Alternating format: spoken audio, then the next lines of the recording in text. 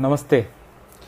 एक महत्वपूर्ण विषय पर आपसे चर्चा करनी है और आप जानते हैं कि भारत की जो ब्यूरोक्रेसी है, जो नौकरशाही है, वो उसका जो मूल आधार है, उसका जो बेसिस है, वो यूनियन पब्लिक सर्विस कमीशन के जरिए जो सिविल सर्विस एग्ज़ाम होते हैं, वो एक तरह से भारत में नौकरशाही जो पूरे शासन का, पूरी सत्ता का एक प्रमुख स्तंभ है, वो चुना जाता है यूपीएससी की सिविल सर्विस परीक्षा के द्वारा। और ये परीक्षा अभी जो 2020 का है, उसका रिजल्ट अभी कल आया है। और आप सब जानते हैं कि एक दो तरह का माहौल है। एक तो एक जनरली सेलिब्रेशन का माहौल है, क्योंकि हम सब लोगों में से कुछ के रिश्तेदार, कुछ के दोस्त, कुछ के पढ़ाए हुए लोग ये सब चुने गए हैं। तो कुछ दोस्त, साथी, साथ में कोचिंग करने वाले ये चुने गए हैं, तो इसको लेकर काफ़ी एक उत्साह का भी माहौल है। तो जो चुने गए हैं, जाहिर है कि आप उनको बधाई दें। लेकिन एक जो इम्पॉर्टेंट बात इस बार सिविल सर्विस के रिजल्ट में देखी जा रही है, तो वो चिंता का विषय है। और मुझे लगता है कि आपको इस पर सोचना चाहिए कि ये हो क्या रहा है देश में, किस तरह से नौकरशाह चुने जा रहे हैं। तो मेरा सबसे पहले तो रिक्वेस्ट है कि आप चूँकि अब इस समय ऑलरेडी काफ़ी लोग जुड़ चुके हैं, तो उनसे रिक्वेस्ट है कि शेयर का बटन दबा दें, ताकि ज़्यादा से ज़्यादा लोगों तक ये वीडियो पहुंच सके। ये एक बहुत इम्पॉर्टेंट विषय है, बहुत ही महत्वपूर्ण विषय है। और इससे एक तरह से भारत के जो राष्ट्र राज्य है, जो नेशन स्टेट है, इसका एक बहुत महत्वपूर्ण अंग कैसे काम कर रहा है, किस तरीके से काम कर रहा है और किस तरह से उसमें भेदभाव हो रहा है, खास करके SC, ST और OBCs के साथ, ये समझने में लोगों को मदद मिलेगी। और जिस तरह से नीट के सवाल पर OBC का रिजर्वेशन का जो मामला था, ये कब हल हो जाना चाहिए, तो 1984 में, और हल होकर कब ये रिजॉल्व हुआ जाकर 2021 में। तो 40 साल, लगभग 35 साल लग गए। तो ये जो यूपीएससी का स्कैम है, घोटाला है, ये 2005 से चल रहा है, 16 साल से घोटाला चल रहा है। लोग कह रहे हैं कि आज क्यों बात की जा रही है। आज इसलिए बात की जा रही है क्योंकि अब चेतना का स्तर बढ़ा है। जो SC, ST, OBC के लोग हैं, वो आपस में ज़्यादा संवाद कर रहे हैं, और सोशल मीडिया वगैरह की वजह से एक दूसरे को अपनी चीज़ें पहुंचाने की क्षमता बढ़ी है। क्योंकि मीडिया जो है वो ये सब को तो उठाएगा नहीं। मीडिया में आमतौर पर सवर्ण कैटेगरी के, अपर कास्ट कैटेगरी के लोग ज़्यादा हैं, तो वो अपने जाति के हितों के खिलाफ क्यों काम करेंगे। तो अगर आप सब लोगों ने शेयर का बटन दबा दिया है और आप अपने सारे दोस्तों तक इसे पहुंचा रहे हैं, तो हम अब इसको शुरू कर सकते हैं। बहुत सारे लोग जुड़ गए हैं। देवीलाल जयपाल जी, हंसराज मीणा जी, अल्ताफ रजा साहब, हंसराज मीणा साहब जय भीम बोल रहे हैं, अम्बेश कुमार और धर्म सिंह तुमापुरा, काफ़ी लोग ऑलरेडी जुड़ चुके हैं। और आप लोगों से रिक्वेस्ट है कि इसको शेयर कर लें। अब मैं मुद्दे पर आ रहा हूँ, ये हुआ क्या है। सबसे पहले तो एक इसमें इलीगलिटी, जो अवैधानिकता है, वो ये है कि 10% सीटें, बल्कि 10 क्या, लगभग थोड़ा सा ज़्यादा ही, 10% से ज़्यादा EWS को इसमें रिजर्वेशन दे दिया गया है। जबकि EWS रिजर्वेशन का मामला अभी सुप्रीम कोर्ट से हल भी नहीं हुआ है। आमतौर पर रिजर्वेशन जब लागू होता है और सुप्रीम कोर्ट में चलता है, तब तक रुका रहता है। OBC के साथ यही हुआ। लेकिन EWS का आरक्षण अभी सुप्रीम कोर्ट में इसकी सुनवाई भी नहीं शुरू हुई है, और EWS को 86 सीटें, मतलब 10, लगभग 11% सीटें ऑलरेडी दे दी गई हैं। तो एक तो पहला घोटाला ये है कि EWS का आरक्षण जब अभी सुप्रीम कोर्ट ने कोई फैसला नहीं दिया, उसकी वैधानिकता पर अभी बहस नहीं हुई है, उसके कानूनी स्थिति अभी स्पष्ट नहीं है, तो EWS को आपने इतनी सारी सीटें कैसे दे दी। अभी तो ये भी नहीं मालूम कि EWS जिसको दिया जा रहा है वो 10% उनकी आबादी भी है कि नहीं है। जिनकी आबादी के बारे में कोई अनुमान नहीं है, जिनके पिछड़ेपन के बारे में कोई अनुमान नहीं है, जिनके बारे में ये हमें नहीं पता है कि वो अंडर रिप्रेजेंटेड हैं कि ओवर रिप्रेजेंटेड हैं। EWS, मेरा अनुमान है कि अपनी आबादी से कम 4 से 5 गुना ज़्यादा रिप्रेजेंटेड हैं। अगर उनकी आबादी 7 या 8% है, तो वो ऑलरेडी 40% तक ऑलरेडी सरकारी पदों पर हैं। तो EWS इसकी पहली अवैधानिकता है। पहला गैरकानूनी काम इसमें जो हुआ है सिविल सर्विस में, वो है कि EWS आरक्षण बगैर किसी कानूनी समीक्षा के ही इसमें लागू कर दिया गया है। तो ये भारत की सबसे बड़ी परीक्षा है। आप समझिए कि इससे चुनकर आने वाला एक व्यक्ति अपनी पहली प्रमोशन के बाद जब डिस्ट्रिक्ट मजिस्ट्रेट बनता है तो 8 से 10 लाख लोगों की आबादी के भाग्य का फैसला करता है, तमाम तरह के फैसले करता है। वो किसको ठेका मिलेगा, किसको माइनिंग मिलेगी, कहाँ सड़क बनेगी से लेकर तमाम तरह के फैसले एक डीएम करता है। तो आप समझिए कि पहली पोस्टिंग में ही वो जो आदमी इतना पावरफुल हो जाता है। वैसे 86 पोस्ट ईडब्ल्यूएस को दे दिए गए बगैर ये तय किए हुए कि ये वैधानिक है भी कि नहीं है। कोर्ट में अभी ये केस सुनवाई के लिए आना है, इससे पहले इसको उन्होंने लागू कर दिया। और ईडब्ल्यूएस आरक्षण आप जानते हैं कैसे लागू हुआ था? 4 दिन में लागू हुआ था। मतलब पेश हुआ, उसी दिन लोकसभा में पास हुआ, अगले दिन राज्यसभा में पास हुआ, तीसरे दिन राष्ट्रपति के पास गया और चौथे दिन गजट में लागू हो गया। मतलब भारत का सबसे तेजी से फैसला जो पास हुआ है कानून वो ईडब्ल्यूएस आरक्षण है। तो पहली उसकी अवैधानिकता तो यहाँ पर है।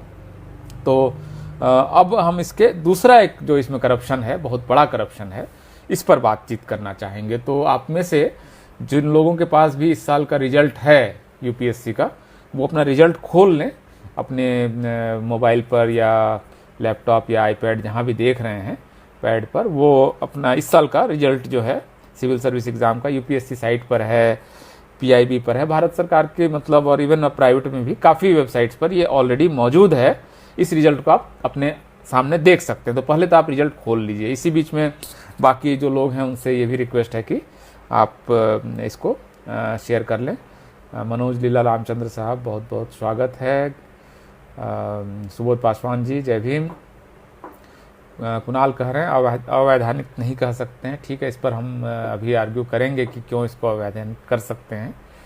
तो इस पर पक्ष और विपक्ष के दोनों तरह के लोग इसको सुन रहे हैं। और जाहिर है कि जो सरकार में भी आमतौर पर जो लोग हैं वो भी इसको सुनते ही हैं। आप खास करके ये सब मामले अब इतने बड़े होते जा रहे हैं तो सब तरह के लोग इसको सुन ही रहे होंगे। Okay fine. तो ये जो पूरा मामला है, इस बार का रिजल्ट अगर आपने खोल लिया अपने सामने, आपके सामने है, तो इस रिजल्ट का पहला पन्ना देखिए। इसमें यह लिखा गया है कि कुल मिलाकर भारत सरकार ने यूपीएससी को कहा है कि 836 अफसर हमें अलग अलग आईएएस, आईपीएस, आईएफएस और ग्रुप ए और ग्रुप बी में नियुक्त करने हैं। तो 836 अफसरों की हमें लिस्ट भेजिए परीक्षा करके और इंटरव्यू करके। ये है इस पूरे रिजल्ट का पहला पार्ट। कितने अफसर आने हैं? 836, 836। इतने अफसर सरकार को चाहिए, भारत सरकार को। और यूपीएससी को उन्होंने निर्देश दिया कि हमें 836 अफसरों की लिस्ट भेजिए। अब यूपीएससी को क्या करना चाहिए? एक परीक्षा कंडक्ट करनी चाहिए, जो उनका पूरा प्रोसेस है, प्रीलिम्स, मेंस, वो एक सीक्वेंस जो है, इंटरव्यू वगैरह करके उनको 836 अफसरों की एक लिस्ट भेज देनी चाहिए। ऐसा ही होता है सारी परीक्षाओं में, यही होता है कि सरकार को जितने नियुक्त करने उतने लोग सेलेक्ट करके आपने भेज दिए। अब जो रिजल्ट है, आप इसका, ये 16 पेज में टोटल रिजल्ट है। अब आप इसको देखिए कि इस रिजल्ट में टोटल कितने नाम हैं, टोटल हर सब मिला के। तो आप पाएंगे कि पेज 16वें पेज पर जाकर ये रिजल्ट कहाँ खत्म हो जाता है। आखिरी नाम है विश्वजीत चौधरी का। पेज 16 खोलिए। 761वें नंबर कैंडिडेट के बाद लिखा हुआ है कंक्लूडेड। इसका मतलब लिस्ट यहाँ पर खत्म हो जाती है। ठीक है, तो सरकार ने मांगे कितने अफसरों की लिस्ट? 836 अफसरों की। यूपीएससी ने भेजे कितने? 761 अफसरों की। तो ये लिस्ट, इस लिस्ट में कितने लोग कम हो गए? 75 लोगों की लिस्ट यूपीएससी ने नहीं भेजी, अभी नहीं भेजी। लेकिन ऐसा तो है नहीं कि ये 75 पोस्ट खाली रह जाएंगे। टोटल अफसर तो 836 ही नियुक्त होने हैं। अब 836 अब आप अपने जो भी यूपीएससी के अपने आसपास, आपके आसपास तैयारी कर रहा है परीक्षा की, उससे पूछिए, ये बता देगा कि ये स्कैम क्या है। उनमें से हर किसी को मालूम है कि ये कितना बड़ा घोटाला है, हर किसी को मालूम है। यूपीएससी की तैयारी जो कर रहा है, या तो अभी यूपीएससी की तैयारी जिन्होंने शुरू नहीं की है, जाहिर है उसको नहीं मालूम होगा, लेकिन इस देश में कम से कम 10-1 लाख लोग यूपीएससी की तैयारी करते हैं। उनमें से किसी भी स्टूडेंट से पूछ लीजिए तो बताएगा कि ये स्कैम क्या है, किस तरह से घोटाला हो रहा है। तो 836 अफसर नियुक्त होने हैं। 761 अफसरों की लिस्ट यूपीएससी ने भेज दी, 75 अफसरों की लिस्ट नहीं भेजी। अभी इसके लिए यूपीएससी ने क्या किया? जो रिजल्ट का तीसरा पॉइंट है, आप उसको देखिए, अगर आपने रिजल्ट खोल लिया है तो अब यूपीएससी कह रहा है कि हमने 761 की लिस्ट भेज दी है, 761 नाम भेज दिया, वो लिस्ट आप देख लीजिए। आखिरी नाम विश्वजीत चौधरी का है 761वें पोजीशन पे। हमने 75 नाम नहीं भेजे। 75 नाम नहीं भेज के हमने क्या किया कि हमने 150 कैंडिडेट की एक रिजर्व लिस्ट, गोपनीय लिस्ट हमने बना ली, जिसके बारे में किसी को नहीं पता है कि उसमें किसके किसके नाम हैं। और हम बाद में इसकी ये लिस्ट भेज देंगे सरकार को और इसमें ये लोग फिर रख लिए जाएंगे, राइट। अब 150 लोगों की एक गोपनीय लिस्ट बना ली गई। अभी ये जो 150 लोगों की लिस्ट बनाई गई, इसमें कितने नाम हैं जो जनरल कैटेगरी बोल रहे हैं। असल में यह नाम में भी गड़बड़ी है। जनरल कैटेगरी क्या होती है? अनरिजर्व कैटेगरी है, ओपन कैटेगरी है, कोई भी आएगा। लेकिन जनरल कैटेगरी में उन्होंने 75 नाम रखे, ईडब्ल्यूएस में 14 नाम, ओबीसी में 55, शेड्यूल कास्ट के 5 और 1 नाम उन्होंने रख दिया किसका? शेड्यूल ट्राइब का। कि इतने की लिस्ट हमने अलग से रख ली है। ये इसके बारे में भी हम आपको नहीं बताएंगे, राइट। अब ये बताने के बाद उन्होंने अब ये दूसरे, तीसरे, चौथे महीने में चुपचाप से एक लिस्ट जाकर सरकार को ये सौंप आएंगे, जिसमें कि नियुक्तियां हो जाएंगी। इसी में पिछली बार लोकसभा अध्यक्ष ओम बिरला जी की बेटी, संभवतः नाम अंजलि बिरला होगा, आप लोगों को पढ़ा होगा, काफी बड़ा विवाद हुआ था पिछली बार इसको लेकर कि इसमें तमाम तरह के प्रभावशाली लोगों के नाम इसमें होंगे। और वो इसमें वो नाम भी, चूंकि सरकार ये बताते भी नहीं है। जैसे इस बार अभी 761 नाम इन्होंने भेजे हैं, उसमें से SC ST OBC के नाम और उनके रिजल्ट के जो कितने नंबर किसको आए हैं, ये किसी को नहीं पता है। अब इन्होंने जो 150 की गोपनीय लिस्ट बनाई, वो चूंकि गोपनीय लिस्ट ही गोपनीय है, तो जाहिर है कि उसमें उसके नाम आपको नहीं पता है।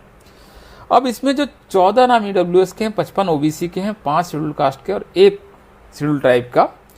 अब इनमें से कोई आदमी कल को शिकायत कर सकता है कि हमारा नाम इस लिस्ट में था, लेकिन हमको तो इन्होंने IAS IPS बनाया नहीं। तो इनको अगर अब ये मालूम ही नहीं जो परीक्षा देने वाले टोटल कैंडिडेट में कि मैं इसमें हूं कि नहीं हूं, तो आप इसमें पिटिशनर कैसे बन सकते हैं? आप ये मुकदमा कर ही नहीं सकते हैं, क्योंकि आप मुकदमा करेंगे तब ना जब आपको पता होगा कि मेरा नाम इस रिजर्व लिस्ट में था और मुझे नहीं बनाया गया।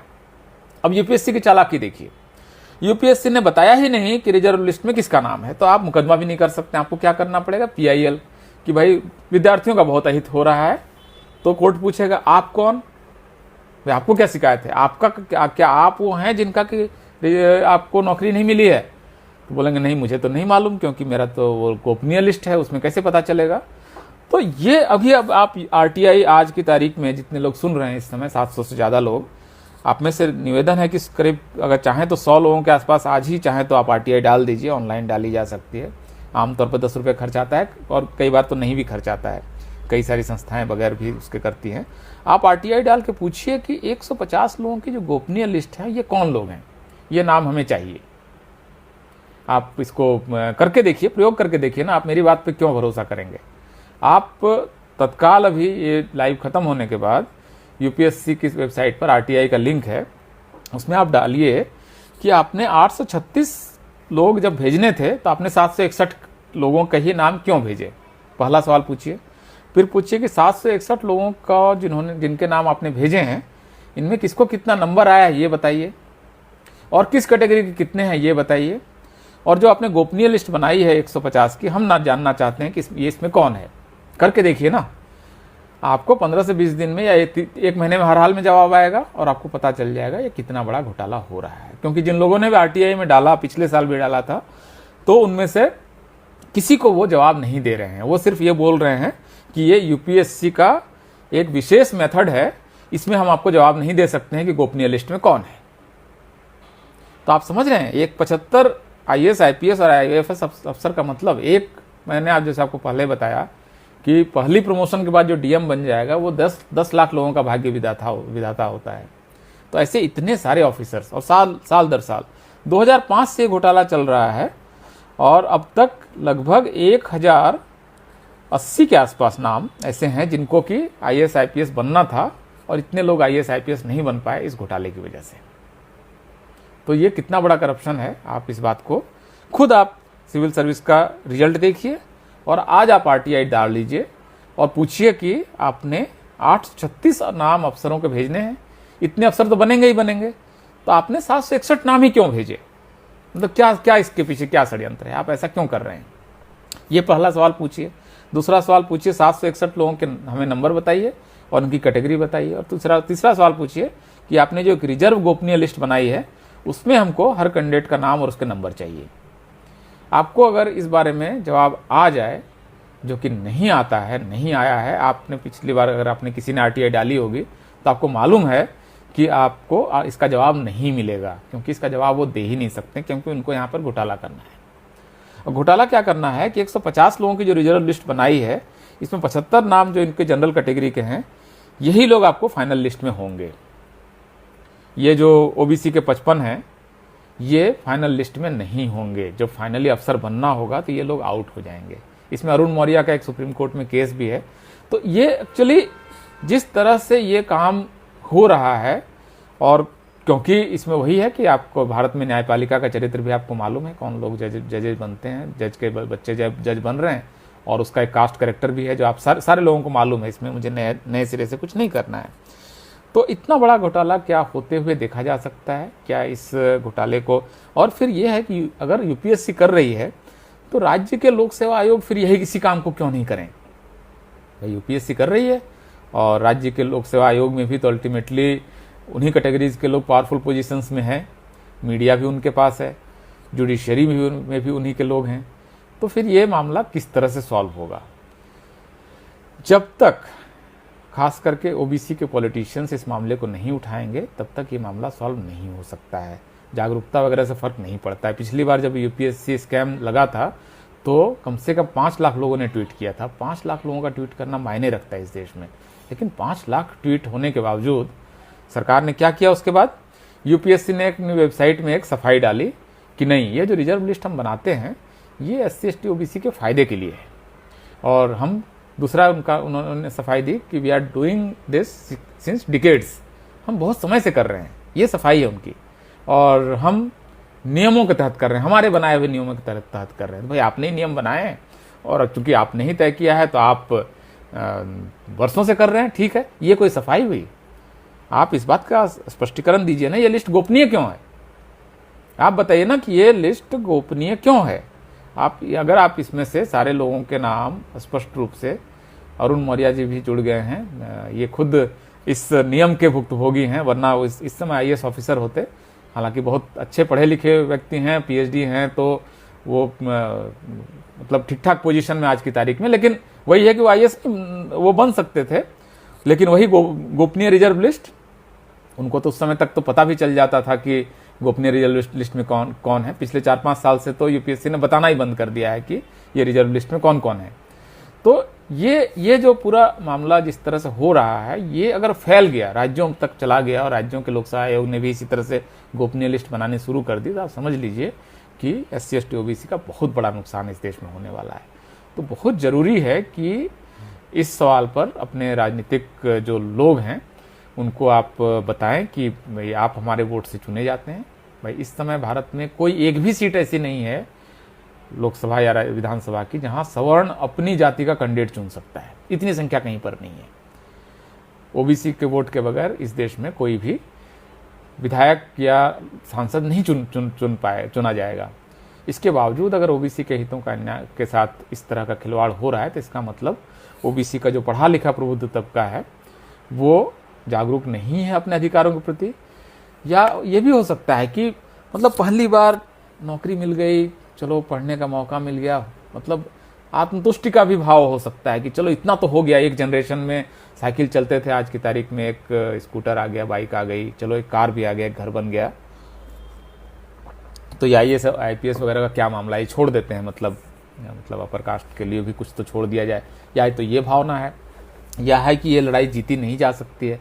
भाई आपने अगर SC ST एक्ट को बचा लिया, अगर आपने रोस्टर के खिलाफ लड़ाई जीत ली, अगर आपने नीट के खिलाफ लड़ाई जीत ली, लगभग इसी तरह की लड़ाइयाँ हैं, तो कोई वजह नहीं है कि UPSC स्कैम के खिलाफ आप लड़ाई नहीं जीत सकते हैं।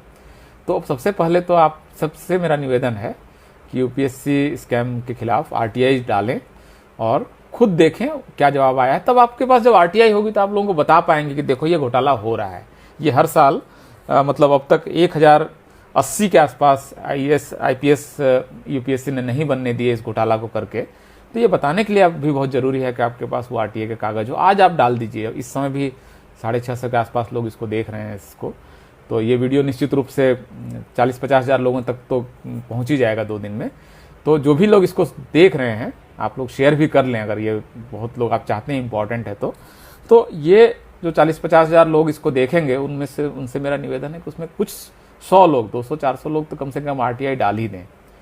और वो कागज़ जब उनके पास जाएगा, इतनी सारी आरटीआई जाएगी, तो उनको वहाँ भी थोड़ी सी हड़कंप मचेगी और एक चेतना भी बढ़ेगी लोगों के अंदर में भी। अपने पास अपना कागज़ होगा, आप समझिए कि उसकी ताकत बहुत होती है। आपके पास जब आरटीआई होगी और आप जब पूछेंगे कि 836 अफसर चुने जाने हैं, आपने 761 का ही लिस्ट क्यों भेजा, और इस पर जब वो टाल मटोल करेंगे और बच के भागने की कोशिश करेंगे, तो आपके पास एक ताकत होगी बताने की, देखो यूपीएससी चोरी कर रहा है।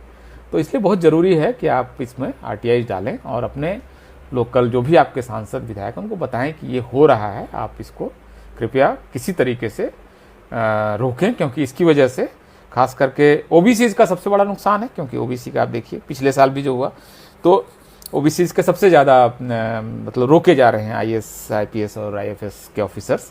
तो इसके लिए आप अब आपके कोई अगर सवाल हो तो प्लीज़ आप पूछ लीजिए।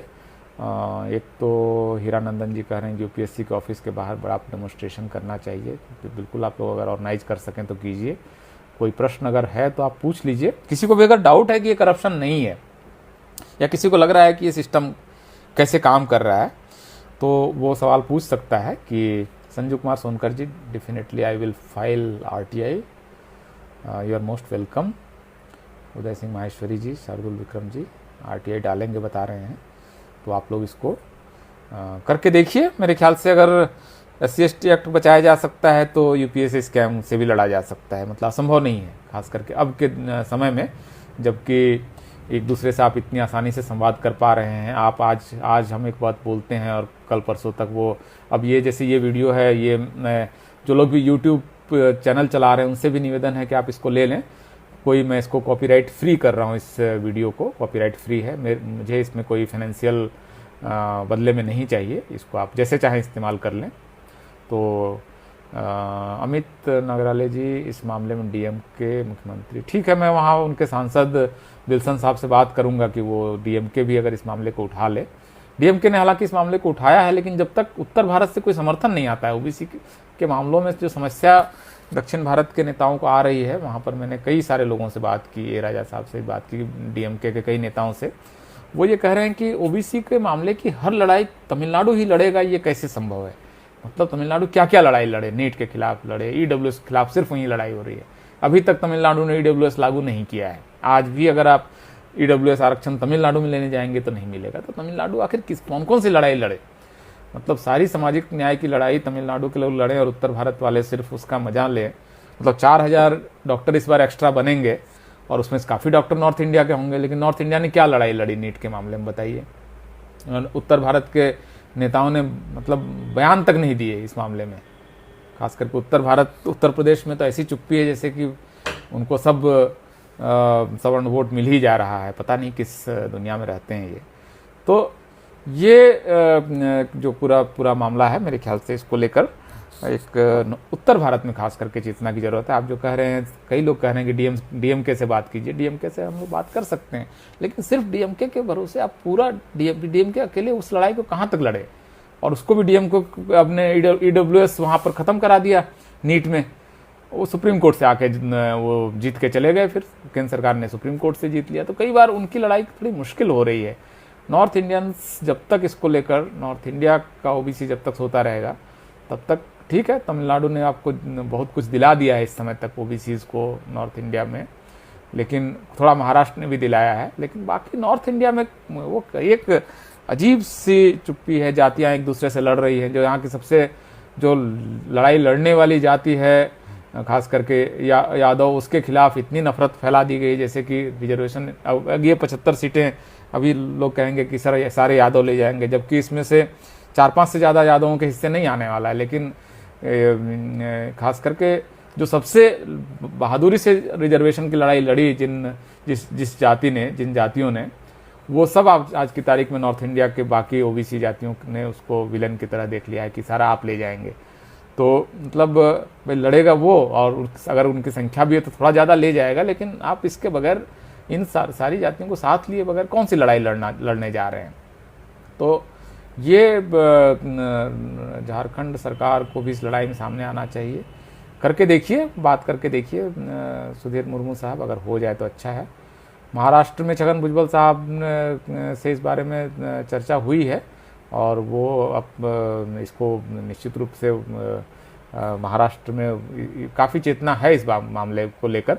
अगर ये ज़्यादातर सीटें असल में शेड्यूल कास्ट की होती तो ये लड़ाई आप जीत चुके होते।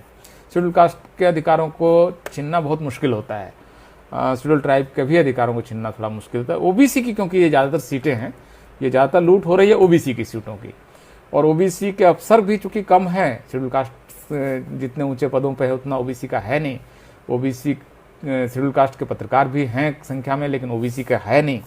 तो ओबीसी असल में इसमें ज़्यादा लूटा जा रहा है, इसलिए भी ये लड़ाई लड़नी मुश्किल है, क्योंकि ओबीसी के हितों को खा लेना बहुत आसान है। सरकार को लगता है कि मतलब लड्डू है जिसको कि बहुत आसानी से निगल लेंगे।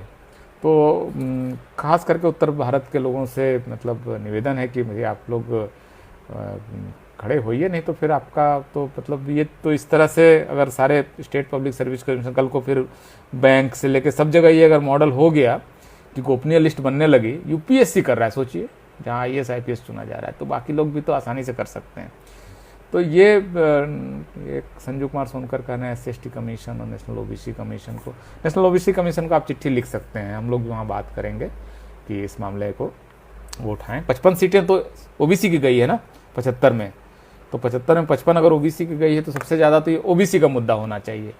लेकिन वही है कि ओबीसी अगर उनको लग रहा है कि मतलब बीजेपी के साथ मिलकर पहले मुसलमानों को ही निपटा लें, अगर यही इस धारणा में है तो फिर वो वही कर ले और अफसर बनने का सपना धीरे धीरे वो देखना छोड़ दे।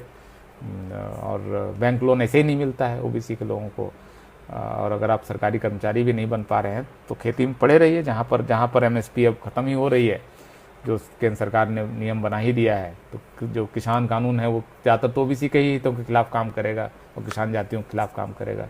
तो खेती आपकी चलनी नहीं है, बैंक लोन आपको मिलता नहीं है, तो आपको बिजनेस आप कर नहीं पाएंगे। तो ले दे के थोड़ी बहुत लठैती कर लीजिए, या नीचे वाली जो नौकरियां हैं वो दरोगा वगैरह उसके नीचे वाली नौकरियां करते रहिए, उसको लेकर किसी को परवाह है नहीं। तो ये असल में स्थिति है। तो मैं फ़िलहाल इस लाइव को कंक्लूड करता हूं, और अंत में सबसे आपसे निवेदन करता हूं कि ज़्यादा से ज़्यादा लोगों तक इस वीडियो को पहुंचा दीजिए। एटलीस्ट ये चेतना के स्तर पर ये बात जाए, और अगर ये समाज में बात चली जाती है तो निश्चित रूप से इसका असर पड़ेगा। और बहुत ज़रूरी है कि इस समय असल में सांप्रदायिक तापमान जो बीजेपी को बढ़ाने की कोशिश है, बीजेपी जब भी इस तरह का कोई घोटाला जब कर रही होती है ना, तो धीरे से कहीं पर एक सांप्रदायिक हिंसा करा देती है। यूपीएससी रिजल्ट से ठीक पहले आपको हमेशा कोई ना कोई एक कम्युनल वायलेंस आपको दिखेगा। इस बार जैसे आसाम में हुआ है, तो एक कम्युनल वायलेंस कराकर उस समय ये मतलब जिसको बोलते हैं बाय स्टील्थ, चोरी से कुछ पास करा देना। तो ये एक बीजेपी की स्ट्रेटजी के तौर पर, जैसे लेटरल एंट्री का जब आंदोलन जैसे तेज हुआ था, उन्होंने दिल्ली के दंगे करा दिए। तो ये स्ट्रेटजी के तौर पर बीजेपी बहुत सफलतापूर्वक इस काम को कर रही है, बहुत एफिशिएंटली कर रही है, और इसको लगातार कर रही है। लोगों को की नज़र ही नहीं पड़ रही है कि जब भी हमारा कोई इशू आता है उस समय एक सांप्रदायिक हिंसा क्यों हो जाती है। इतना सा भी लोग समझने को तैयार नहीं है। इस सांप्रदायिक हिंसा भाई आपके हितों की आपके 55 सीटें ओबीसी की जा रही हैं, क्या ये सीटें मुसलमानों के पास जाएंगी या ईसाई के पास जाएगी? ये सवर्ण हिंदू ही तो खाएगा ना। लेकिन आप लड़ किससे रहे हैं? तो सांप्रदायिक तापमान कृपया न बढ़ने दें ज़्यादा, या इसमें आपका बहुत अहित है और इसके नाम पर आपको बहुत ज़्यादा नुकसान हो रहा है। इसको आप अगर नहीं समझ पाएंगे तो आप घंटा बजाते रह जाएंगे। और राम मंदिर ट्रस्ट में भी ओबीसी को जगह नहीं मिलेगी, एक मेंबर नहीं वहाँ पर ओबीसी का, जहाँ पर हज़ारों करोड़ रुपया भी इकट्ठा हो रहे हैं, वहाँ पर ओबीसी का तो एक भी आदमी नहीं है। ओबीसी के लोग जो इस आंदोलन में थे वो आज की तारीख में सारे गायब हो गए। मतलब कहाँ विनय कटियार, कहाँ उमा भारती, कहाँ साध्वी ऋतंभरा, जो मतलब ओबीसी के जो लोग भिड़े हुए थे ना सीना तान के, सब गायब हो गए। जब ट्रस्ट बना, जब उसकी वजह से सत्ता आई, तो आज की तारीख में इन लोगों की क्या हैसियत आपको मालूम है। इन्होंने मतलब एकदम दूध में मक्खी की तरह ये ओबीसी के नेता उस समय के निकाल के फेंक दिए गए हैं। तो ये बीजेपी है, इसको आप समझिए और कृपया सांप्रदायिक तापमान न बढ़ने दें। ये बढ़ेगा तो फिर आप ये लड़ाई नहीं लड़ पाएंगे, ये दोनों चीज़ साथ साथ नहीं हो सकती है। आपको बहुत ज़्यादा कोशिश करनी पड़ेगी कि आप उस ट्रैप में ना फंसे, और ये ट्रैप बीजेपी हर बार डालेगी। जब भी इस तरह का कोई घोटाला करना है, लेटरल एंट्री करना है, तो वो आपको उस समय दंगा करा देगी। आपका ये कोई भी इशू आएगा, रोस्टर का होगा तो एक कहीं पर हिंसा करा देगी। तो ये आपको इससे थोड़ा बच के चलना पड़ेगा और डिमांड करनी पड़ेगी सरकार से कि आप पारदर्शी हों, आप गोपनीय लिस्ट वगैरह ना बनाएं। आप जो लिस्ट बनाएं वो डाल दें, हमें दिक्कत नहीं है। आपकी दिक्कत क्या है? आप सारे लोगों के नंबर क्यों नहीं डाल देते हैं भाई? यूपीएससी ने एक परीक्षा ली, हर किसी को कोई ना कोई नंबर तो मिला है ना, वो नंबर आप वेबसाइट में क्यों नहीं डाल दे रहे हैं? मतलब कितनी हैवी वेबसाइट हो जाएगी। आप मतलब 1000-5000 लेके थोड़ा सा और सर्वर बड़ा कर लीजिए। आप सारे लोगों के नंबर क्यों नहीं डाल दे रहे हैं? तो इतनी बुनियादी डिमांड यूपीएससी नहीं मान रही है, क्योंकि सरकार उसके पीछे है, उसके पीछे कोर्ट है, जुडिशरी है। तो ये स्थिति है। तो बहुत बहुत शुक्रिया, आपने इस लाइव में आप हमारे साथ जुड़े रहे। सारे लोगों का शुक्रिया, मिथिलेश यादव जी, रामकरण मीना जी, सत्यशोधक जेपी, इमाम अहमद साहब, रंजीत सिंह जी, काफ़ी लोग जुड़े हैं, सबका नाम लेना भी संभव नहीं है। तो आप सब लोगों का बहुत बहुत आभार। और आप लोगों के जो कमेंट्स आए, अमोल खरांजे जी, कितने दिन कुंभकर्ण जैसे सोते रहेगा ओबीसी भाई बहुत इसके सोने की कैपेसिटी बहुत ज़्यादा है। मतलब वरना ओबीसी आरक्षण बाबा साहब ने व्यवस्था की थी आर्टिकल 340 कब, जब संविधान लागू हुआ उस दिन 26 जनवरी 1950 को व्यवस्था कर दी थी। और लागू हुआ कब जाके, इसका एक क्लॉज लागू हुआ जाके आपको 1993 में। मतलब इतना तो सोता है ओबीसी। और उसका मतलब आज की तारीख में शेड्यूल कास्ट की तुलना में ओबीसी के ऑफिसर्स आधे हैं। मतलब शेड्यूल कास्ट ने अपनी जागृति से इतना कुछ हासिल कर लिया है। उसने इंग्लिश एजुकेशन शेड्यूल कास्ट के लोगों ने पकड़ा है, वो फॉरेन जा रहे हैं। ओबीसी का आदमी, मैं अमेरिका में गया था तो मैं ढूंढ रहा था कि भाई ओबीसी का कोई अफसर कहीं कोई ओबीसी के लोग मिलें, तो उनकी अभी हैसियत नहीं बनी है कि वो वहाँ पर जाकर वहाँ कोई क्लेम अपना बनाएं और अपनी पोजीशन हासिल करें। तो ये समस्या है। बहुत बहुत शुक्रिया और आप लोगों का आभार। अब प्लीज़ इसको आप शेयर कर लें। धन्यवाद।